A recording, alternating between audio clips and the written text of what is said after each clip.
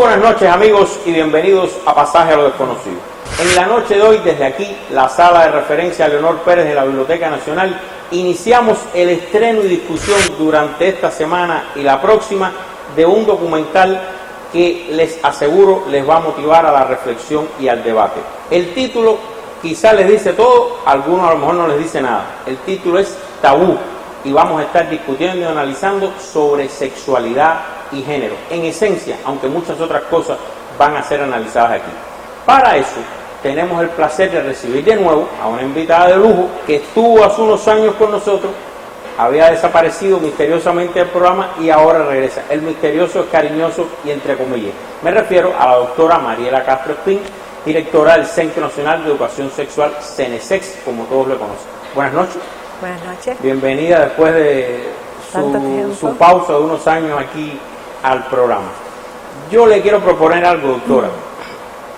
Como dijimos que íbamos a hablar de sexualidad, aunque el programa, el documental un poco se concentra quizás más en género y otros temas de ese tipo, pero aprovechar su presencia aquí y hablar de la sexualidad, digamos, de las cosas más elementales hasta las más complejas. Como vamos a tener 2 semanas, y a usted es una doctora que le gustan los retos, ¿está de acuerdo? De acuerdo. Entonces vamos a comenzar directo, sin disolvencia, como se dice en televisión, por la orientación sexual. Orientación sexual. Se dice que hay heterosexual, homosexual, bisexual, que hay travesti, transexuales, toda una serie de nombres que uno escucha. Ahora, la orientación sexual. Si no es heterosexual, hay una enfermedad, hay una desviación, hay una inversión, son palabras que se usa está enfermo, está invertida, está desviado, son palabras que uno escucha. ¿Qué es lo que pasa cuando no se es heterosexual? Bueno, cuando no se es heterosexual, quedas fuera de lo que la sociedad desde hace unos cuantos años y siglos, por lo menos las sociedades han establecido, porque no solamente ha sido las sociedades occidentales, y como normal, como establecido. Incluso sobre todo desde el criterio de la función reproductiva de la sexualidad. Es decir, si la sexualidad solamente se le acepta su función reproductiva, entonces personas del mismo sexo no se pueden amar según esos cánones, según esos criterios establecidos desde hace mucho tiempo, incluso con castigos. Es decir, que quien violaba esa ley o ese criterio establecido era penalizado. Entonces, hemos ido heredando incluso ese miedo a romper esas reglas. Y lo que en la modernidad se llama orientación sexual o orientación de la sexualidad, se refiere a hacia dónde se orienta tu deseo, tu pulsión sexual, tu placer, por quién tú te sientes atraído, si por hombres o un hombre, si por mujeres o una mujer, o si también te has sentido indistintamente en algunos momentos de tu vida, o por hombres o por mujeres. Entonces, por eso se ha llegado a la convención de hablar de la orientación heterosexual, que es la dominante, la aceptada, la considerada normal y virtuosa, y la homosexual y bisexual. Ahora, ¿es una enfermedad? No, ninguna de las orientaciones sexuales son enfermedades. Ninguna. Son expresiones legítimas de la sexualidad humana, del deseo, del placer. ¿Es una desviación de lo que debe ser lo natural o contra natura? No, simplemente es una de las expresiones legítimas del placer, del deseo sexual, que desafortunadamente el pensamiento dominante no privilegió como aceptadas, como normales. Bueno, ¿y qué pasa cuando hay una muchacha, un niño o una niña que tiene ya, porque puede ser que tenga características visibles de muy niño, ¿no? Muy infantil, tanto una niña como un niño, y los padres los llevan al psicólogo? Al llevarlo al psicólogo, no estamos dando un tratamiento que usted dice, me acaba de explicar que no lo es. Yo tengo entendido que incluso el día que se celebra en el mundo es porque se sacó de la lista de enfermedades, ¿no? ¿Es así? Sí. Ese 17 de mayo. El 17 de mayo. Es por eso. Sí, bueno, el 17 de mayo de 1990, la Organización Mundial de la Salud eliminó la homosexualidad de la clasificación de enfermedades mentales. No se considera una enfermedad legitimada por la Organización Mundial de la Salud. Ya, ahora, ¿qué pasa cuando los padres llevan ese niño, esa niña al psicólogo? El niño le gustan las muñequitas y toca piano y no le gusta la pelota, y la niña le gusta jugar pelota y no sé qué, y no le gustan las muñequitas, y lo llevan al psicólogo porque lo ven con problemas y el psicólogo atiende el caso. ¿Qué pasa ahí? Bueno, primero van al psicólogo o psicóloga o a algún profesional en el campo de la salud mental porque tienen miedo al tabú y buscan orientación. Entonces, un profesional bien preparado en el tema se da cuenta de que debe ayudar a la familia, a la mamá, al papá que llevan a estos niños, ayudarlos a esclarecer sus dudas y sus prejuicios. Es decir, su niño o niño no está enfermo, pero es la oportunidad para que esos adultos reciban una orientación de un profesional preparado en el tema de cómo abordar la realidad dentro de sus relaciones familiares y sobre todo superar ese susto, ese miedo a lo desconocido o a lo que históricamente le han dicho es malo, no te acerques porque hace daño. Y entonces quiero también aclarar que en esa ocasión se le aclara a los padres que en esas pequeñas edades no podemos definir cuál es la orientación sexual. La orientación sexual queda mucho más definida en la pubertad, porque es cuando hay mayor cantidad de hormonas sexuales circulando a través de la sangre y, por supuesto, despierta un deseo sexual más específico que puede definirse, bueno, hacia quién oriento mi deseo. Pero cuando se es pequeño hay deseos sexuales, hay curiosidad sexual, hay intereses sexuales como de todas las cosas de la vida. La sexualidad es parte de todo lo que existe y de lo que somos, pero no de una manera tan específica como a partir de la pubertad, por esta razón fisiológica.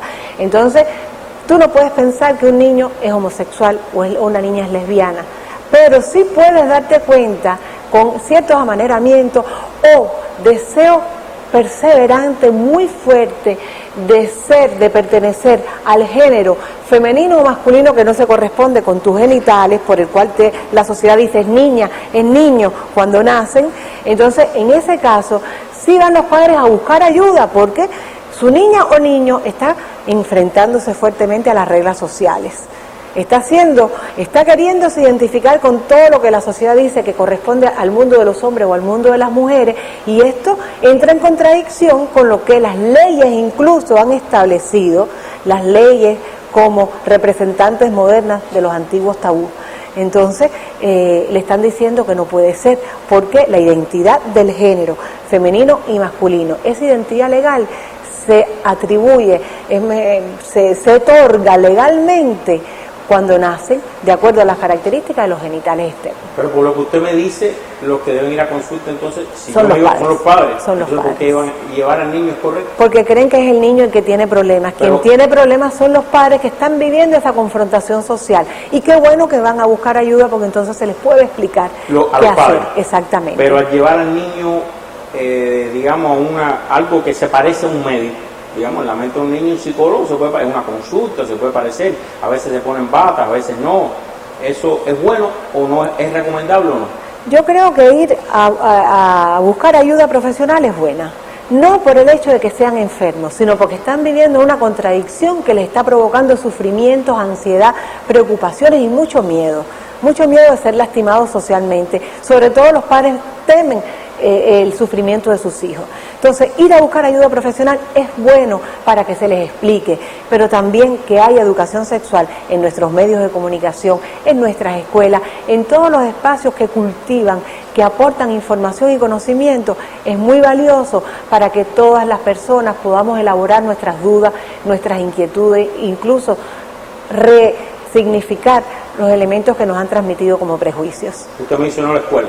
Yo he oído hablar ahora, porque bueno, estamos más o menos analizando cronológicamente esta problemática. ¿Qué deben hacer los maestros?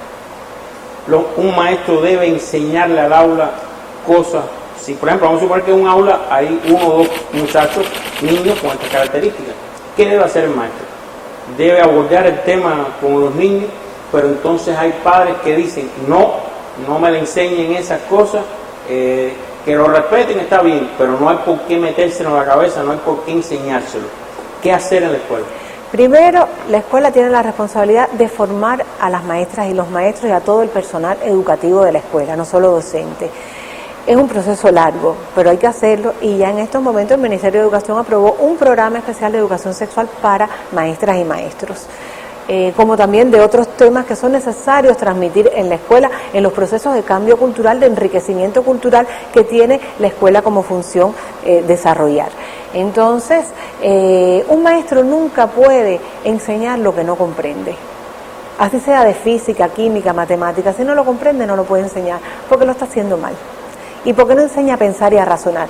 Un maestro, sobre todo, más que transmitir como un papagayo información, tiene que, con esa información, desarrollar habilidades, capacidad de solucionar problemas, capacidad de comprender, de relacionar, de integrar todas esas informaciones, de construir un conocimiento. Entonces, por eso, si este maestro o maestra no está preparado, realmente no puede ayudar en este sentido. Y lo que ocurre es que va a transmitir sus prejuicios, los elementos con los cuales ha sido educado o educada. Entonces, el papel de la educación es justamente aportarle estos nuevos elementos que van a producir un cambio subjetivo de apropiación de la cultura para transmitirlo de una manera más humana y más enriquecedora de las personas. Entonces, en el momento actual, cuando llega una situación de este tipo, el personal educativo lo único que tiene que hacer, cuando nosotros estamos hablando de educación de la sexualidad, es transmitir valores. Transmitir el valor del respeto a los demás, de la solidaridad, de no sentirse con el derecho de humillar a otra persona, de lastimar a otra persona, de inferiorizarla o de excluirla del espacio grupal porque le está haciendo daño. Ser consciente de la responsabilidad de sus actos para no hacerle daño a otra persona. De lo que hay que hablar es de no discriminar, ni por el color de la piel, ni por el tamaño, ni por las características físicas en general, ni por sus habilidades o capacidades, ni por su orientación sexual, ni por sus características en la manera en que expresa los atributos del género masculino o femenino. Ninguno de los seres humanos somos superiores a otros. Y eso es lo que la escuela tiene que transmitir. Esto que le voy a decir, hay gente que, yo he leído el tema un poco, hay gente que considera que también es una forma de discriminación. Vamos a seguir con ese ejemplo. El maestro dice, dejen a fulanito o a menganita tranquila, que ellos son diferentes y hay que respetarlos porque son diferentes. Al etiquetearlo como diferente, no lo están separando ya del resto del grupo y es algo raro que hay que respetar. Ok, logramos que no se le humille, que no se le maltrate, digamos directamente, pero no lo están separando, es decir, es diferente. Hay que tratarlo con respeto, como algo así. ¿Qué opinión usted tiene de este dilema? En ese contexto, la palabra diferente es excluyente. Está estigmatizando, etiquetando, como estás diciendo. Por eso nosotros desde el Programa Nacional de Educación Sexual que coordina el CNSEC insistimos en que no usemos para nuestro trabajo de sensibilización a la sociedad sobre estas temáticas, usar el diferente. Porque entonces, ¿diferente a quién? A mí, que soy la normal, que soy superior, a mí porque soy heterosexual, o porque soy blanca, o porque vivo en la ciudad con respecto a los que viven en el campo, o porque soy hombre y no mujer, que históricamente la han inferiorizado con todas las palabras peyorativas que se usaron y conceptos, incluso en el diccionario aparece el concepto de hombre y de mujer, compáralo para que tú veas, todavía en los diccionarios modernos. Entonces, ¿cuánto hay que trabajar para sacar todos esos significados? Porque todavía, queriendo ayudar, queriendo usar eufemismos, palabras más suaves para referirse a esas realidades que todavía discriminamos e inferiorizamos, le seguimos haciendo daño. Por ejemplo, cuando en los orígenes de la sexología empezaba a clasificarse, a conceptualizarse, categorizarse, ponerse nombres a las cosas que se estudiaban, a las realidades que se estudiaban, salieron una cantidad de clasificaciones de personas homosexuales, travestis, transgénero, pero una cantidad de nombres impresionante que lo que servía era para burlarse y para seguirlos inferiorizando. Entonces apareció un famoso sexólogo, Havelock Ellis, inglés, que se dio cuenta de ese fenómeno y dijo, hay que buscar un nombre que no le haga tanto daño a estas personas homosexuales. Y entonces inventó la palabra invertido e invertida. De ahí viene. De ahí viene esa palabra, que entonces, pero ¿qué pasó? Como no se trató el fenómeno de la discriminación, que es lo que está de base en todo esto, entonces se siguió usando la nueva palabra para suavizar de alguna manera, pero también estigmatizar a la persona homosexual, porque tú cuando dices es un invertido, lo dices con el mismo sentido, ¿no? Peyorativo, invertido, que decirle cualquier cantidad de otras palabras que se consideran más feas. Invertido, está al revés, no es como debe ser. Ahora, doctora, en un país de este hemisferio se dio un incidente hace unos años donde en una escuela se introdujo un manual pequeño, escuela creo que era secundaria, primaria, no recuerdo, que decía el nombre fulano de un alumno tiene 2 mamás.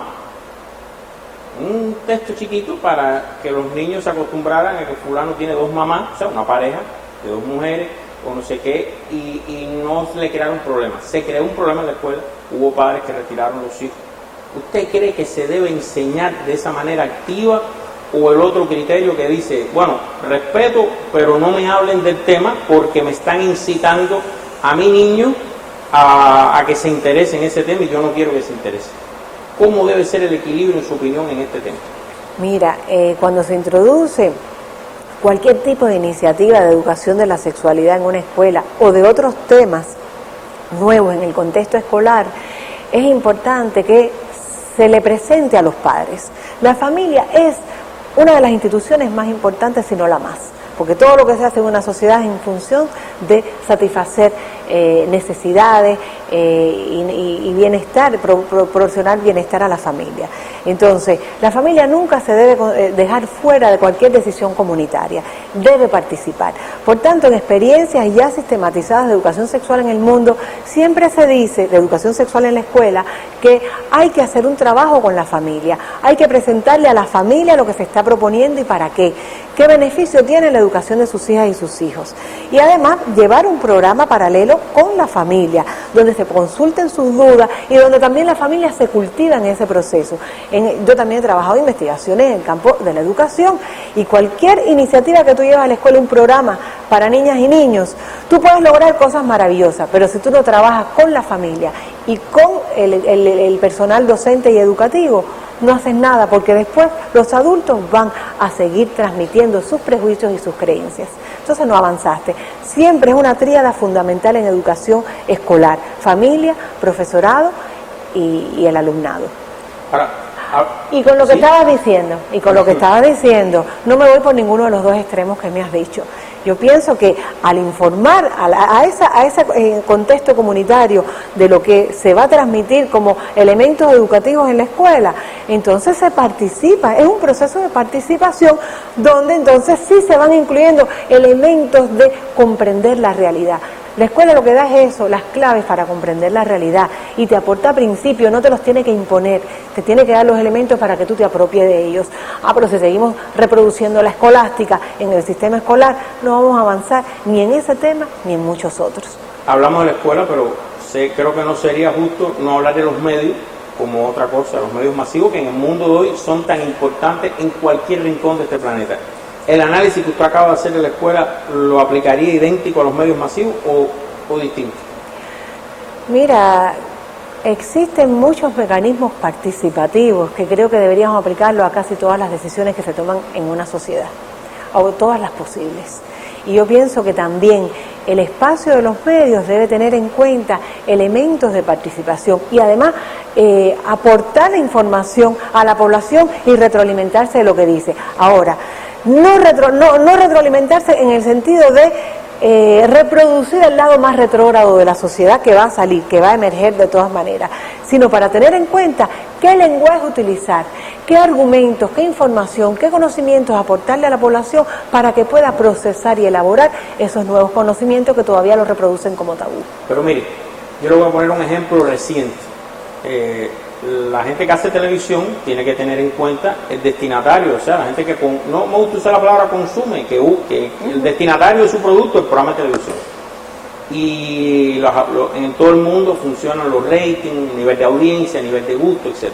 Sin embargo, ahora por ejemplo en Estados Unidos hay una organización que se dedica a analizar toda la programación de televisión con voluntarios que lo hacen, y entonces tienen un inventario de cuántos personajes homosexuales hay o bisexuales, cuántas escenas explícitas o directas de algo que no sea heterosexual, qué por ciento se incrementa con relación al año anterior, se ha incrementado, ya este año sacaron la estadística, qué por ciento se incrementa en la pantalla. Y entonces, ¿qué pasa? Que los que producen televisión dicen, a los destinatarios no les gusta, les molesta, protestan, No creo que haya ningún lugar del mundo que esté excluido quizá de este tipo de debate en cuanto a televisión. Si usted, fíjese la pregunta que le voy a hacer, yo sé que es casi imposible usted sacarla de su batalla, pero ahora yo la quiero poner a usted, que usted esté en la televisión y usted tenga que enfrentarse con ese dilema. Viene alguien de un centro de educación semejante al suyo, le dice que hay que hacer un buen programa, lo hace, pero la gente le protesta, le dice que que le chocó, que no le gusta, que es eso, que los horarios, que los niños, lo mismo de la escuela que estamos hablando. Si usted estuviera al frente de hacer ese programa de televisión, ¿qué le respondería a los que lo ven, los televidentes? Crearía el mecanismo del diálogo con la población. El mecanismo del diálogo, que puede ser o a través de la televisión o en espacios comunitarios. El mecanismo del diálogo. Y ese mecanismo del diálogo es el que le va a dar la pista a la televisión, porque en el diálogo es que van a construir el lenguaje y el cómo transmitir ese contenido y la necesidad de transmitirlo. Pero si no hay posibilidad de aportar ese conocimiento, si solamente la televisión dice por acá y la población o consumidores gratis de la televisión lo dicen por acá, no hay diálogo. No hay diálogo. La televisión dispara y la población dispara, pero no hay diálogo. Y si usted se llega a convencer por métodos estadísticos que la mayoría de la población no está de acuerdo con que se pongan esas cosas, entonces buscaría el lenguaje más convincente y aceptado por la población para irle introduciendo esos nuevos elementos de la vida y de la realidad de los que hay que hablar, porque existen. Pero usted nunca dejaría de dar la batalla. Nunca dejaría de dar la batalla. Eso no está en su genio. Estoy plenamente convencida. La gran pregunta de muchos años: ¿cuál es el origen de las orientaciones no heterosexuales? ¿Es genético? ¿Es una familia sobreprotectora? ¿Es la influencia del medio? ¿Es una influencia directa? El origen. Cuando descubramos plenamente el origen del ser humano, descubriremos el origen de muchas cosas en nuestra existencia. Entonces, hasta ahora se sabe que toda la existencia humana es el resultado de la interrelación dialéctica muy sui generis en cada persona de componentes biofisiológicos, hereditarios, genéticos, psicosociales, históricos, culturales, espirituales, ambientales. Cada ser humano es el resultado peculiar de una mezcla de todas esas condicionantes. O sea, no hay respuesta. En estos momentos... Esa respuesta que le gusta no. A mucha gente que le digan, es por esto, es por lo otro. No. Puede ser social, puede ser familiar o puede ser genético. Todas. En la existencia humana están todas estas condicionantes actuando. Todas. ¿En qué grado es más una que la otra? ¿Y en qué aspecto de tu existencia es más una que la otra? No lo sabemos. En algunas cosas sí, en otras cosas no. Mientras la ciencia avance más, encontraremos más elementos de un lado o del otro, más del lado genético, biológico, que del lado social y ambiental. Encontraremos muchos elementos del espiritual, de todo tipo. Ahora, mientras no sepamos, lo más importante es que seamos conscientes de que existen. Y han existido siempre. Por tanto, no se les puede quitar derechos. Y eso es en lo que yo centro mi trabajo. Hay lugares que ofrecen curas en el mundo, clínicas, tratamientos que dicen curar la homosexualidad u otra conducta que no sea heterosexual. ¿Qué usted cree de eso? No se puede curar lo que no se considera enfermedad, pero sí se puede ayudar a las personas a cambiar sus prejuicios y los ayudaría de alguna manera a curarse del odio. Pero ¿a quién? A la persona no homofóbica, heterosexual o a los que son heterosexuales? a las personas discriminadoras, a las personas homofóbicas, es decir, a la persona homosexual se le ayuda a entender que son personas normales, igual, bueno, la palabra normal no la usamos porque es excluyente también, que su orientación sexual es tan legítima como la heterosexual, aunque todavía la cultura no sea capaz de elaborarlo, pero estamos trabajando para ello. Y además quitarse culpas, quitarse todas esas cargas de todos esos tabús que se le ha transmitido históricamente. Pero aparte, a las personas homofóbicas también se les debe ayudar a curarse de odios, a curarse de rabias, es decir, porque eso sí puede enfermar.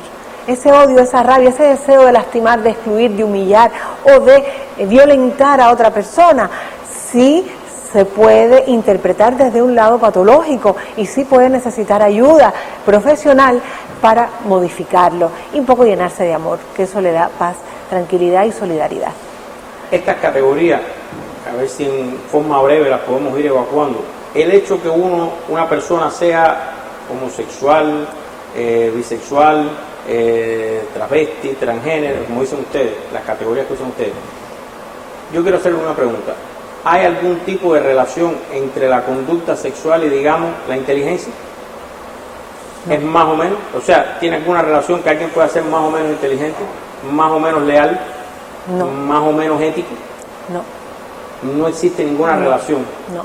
De que por la conducta o la orientación sexual una persona sea no leal, más ética, más inteligente, más, no quiero usar la palabra decente, pero algo parecido. Bueno, la única relación que tiene es con la educación de cualquier ser humano. Como haya sido educado, serán todas esas características que tengas como personalidad. Y por cierto, estamos llegando ya más o menos al tiempo de este primer programa y me quedan dos preguntas. Una, mencioné todas las categorías y quiero que usted me dé su opinión de esas categorías que tiene que ver con lo que vamos a ver y me dé su opinión de paso del documental que habla mucho del género. Heterosexual, homosexual, o sea, lesbiana, homosexual masculino, no sé si me queda alguna, transvesti, transexual, no sé si me queda alguna. Mira, todas esas son convencionalismos, son categorías que se han creado para investigar estas realidades, para describirlas, para estudiarlas. Categorías que además van evolucionando y se van desarrollando con el desarrollo del pensamiento científico. Y entonces, cuando hablas de homosexual, ya sea lesbiana o gay, heterosexual, que es lo que la sociedad acepta, o bisexual, se refiere a la orientación del deseo, del placer sexual, con quién tú te sientes, por quién te sientes atraído y te despierta toda esa maravilla que es el placer sexual. Y entonces, cuando estamos hablando de las personas transexuales, estamos hablando de la identidad del género, es decir, la sociedad estableció géneros masculino y femenino, no permitió nada intermedio a lo femenino y masculino, estableció todo lo que se debe hacer como papel del género, para demostrar que tú perteneces a ese género femenino y masculino, que es lo que le llaman el rol o papel de género. ¿Qué tú haces y qué aprendes desde niñito a comportarte, a decir, a vestirte, a actuar, para demostrar que eres varón y todo lo que haces para demostrar que eres mujer? Pero además todo esto son cuestiones aprendidas. Entonces, dentro de lo que se llama transgénero, se está incluyendo todo lo que tiene que ver con la transgresión de lo que la sociedad estableció como género. Entonces ahí dentro de los transgéneros sí más abiertamente aparecen travestis, transexuales, distintas maneras de expresar ese travestismo y esa transexualidad y muchas otras expresiones que cambian esas reglas de género, hay muchas otras. Y entonces el documental, que es muy bueno, ya vamos a verlo. Vamos a hablar entonces, del documental. Yo lo que quiero que antes que los televidentes se enfrenten en esta primera parte, usted nos diga qué opina de este documental y de estos temas, sobre todo de género, que vamos a ver. Empieza en Albania el documental, va a Tailandia, California, la India, o sea, durante las 2 semanas. Quiero que usted me dé su opinión del documental. Mira, el documental lo que más me gusta es que va al origen del problema. Es decir, las personas a veces miran la transexualidad o el tema en general del transgénero desde una visión de la sexualidad exclusivamente, del comportamiento sexual, y es mucho más amplio que ello. Es decir, se refiere al género masculino y femenino, a las reglas más antiguas que todavía quedan hasta nuestros días, predominan en nuestros días, de lo que se interpretó en la historia, en las diferentes culturas, sobre lo que significa ser hombre y ser mujer. Y el documental lo explica muy bien, es decir, nacemos hembras y machos, y devenimos hombres y mujeres por mediación de la educación, de todos esos cánones, todos esos patrones que se consensuan en los grupos de poder, que establecen los cánones culturales, que establecen las reglas de convivencia del clan y después de la sociedad. Entonces, ese proceso de aprendizaje de lo establecido es lo que nos hace devenir hombres y mujeres de acuerdo a esos guiones ya preestablecidos por la cultura. Entonces, ¿qué pasa en aquellas personas que no quedan dentro de estos dos polos estrictamente diseñados? ¿Qué pasa a las personas que quedan en el medio y que por tanto no son nombradas, no quieren que se les nombren? Y entonces se les considera tabú. Tabú es prohibición, es todo lo que no quiere ser nombrado, conocido, no te acerques, no lo conozcas, no vayas a la clase de educación sexual, es peligroso, te va a develar un conocimiento satánico que te puede convertir en homosexual o te puede liberar como mujer. Entonces, son muchas, la manera en que se traduce esto en muchos de los tabúes creados por la cultura son inmensa la cantidad de ejemplos que te puedes encontrar, pero en este caso se está centrando en lo que en las reglas, en las prohibiciones más antiguas que se establecieron para que el hombre no hiciera lo que se le había considerado que debía hacer y la mujer no se pasara de ello. Y es tan interesante el ejemplo que ponen de Albania, las regiones montañosas, las regiones más antiguas en cuanto a desarrollo y pensamiento, donde se conoce que ya desde el siglo XV existía un canon donde ya era como las leyes de ese tiempo, donde se establecía lo que se podía y lo que no se podía y el modo en que se castigaba, el código penal, entonces, código social. Y entonces existía la posibilidad, por ejemplo, el hombre tenía todos los derechos a poseer tierras. Si la mujer se casaba, pasaba a ser propiedad del hombre y perdía todos sus derechos y libertades. El hombre podía tener todos los oficios, las mujeres no podían tener esos oficios. Todavía en estos tiempos creo que hay muchos oficios que ellas no pueden practicar. Es decir, todos los derechos estaban reservados para los hombres. Pero en esa ley, en ese canon, existía un derecho reservado para salvar la situación económica de algunas familias donde el patriarca moría, el padre de familia moría y no había otras posibilidades de prosperidad o supervivencia económica, económicamente hablando, o sea, sustento, que entonces las niñas o adolescentes o mujeres que estaban dentro de la familia y se sentían en capacidad de salir de ese sufrimiento de ser mujer, como refiere una de ellas, entonces tomaba la decisión de convertirse en virgen consagrada o jurada. Todavía es lo que vamos a ver existe, y lo van a ver, es interesantísimo, todavía existen, se habla de que hay alrededor de 3.000 vírgenes consagradas en el mundo y en el año 2008 fue recibido un grupo grande por el Papa Benedicto XVI, porque ellas hacen un juramento de consagrarse a Jesús. Es decir, ellas hacen un juramento de permanecer vírgenes para toda la vida a cambio de que se les dé los derechos de los hombres, de poder hacer todos esos trabajos. Entonces, en esos casos hay algunas que lo eligieron por la fuerza, no les quedó otra alternativa para sobrevivir. Pero otras lo eligieron, por ejemplo, como es el caso de una transexual albanesa, que esa fue su oportunidad para que la sociedad la reconociera entonces como hombre, pero no puede amar, o sea, no puede tener una pareja y no puede hacer familia, pero le da otros derechos que por ser mujer no los tiene. Entonces, en ese caso es de lo más interesante cómo esa ley, por un lado, te está quitando oportunidades, te está quitando derechos, pero te está dando una oportunidad para resolver tu vida en medio de la característica de las exigencias, de las reglas establecidas en esa sociedad. Muy antigua, pero todavía dura hasta nuestros días.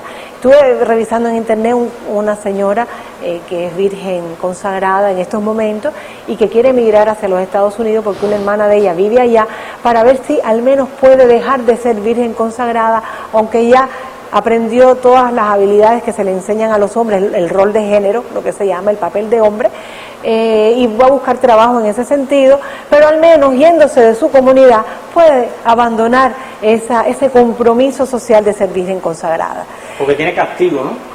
Sí, se castiga con la muerte. Con la muerte. Se castiga con la muerte. No sé si en la actualidad se sigue castigando con la muerte, pero eres muy rechazada socialmente. La sociedad te respeta. Incluso hay referencia de una que fue secretaria general del Partido Comunista en una comunidad, en una localidad en Albania, y era muy respetada. Dirigía el grupo de hombres que eran los que dirigían el partido. Cuando era una sociedad. Era hombre, ¿no? Como hombre. Como hombre, siendo virgen consagrada.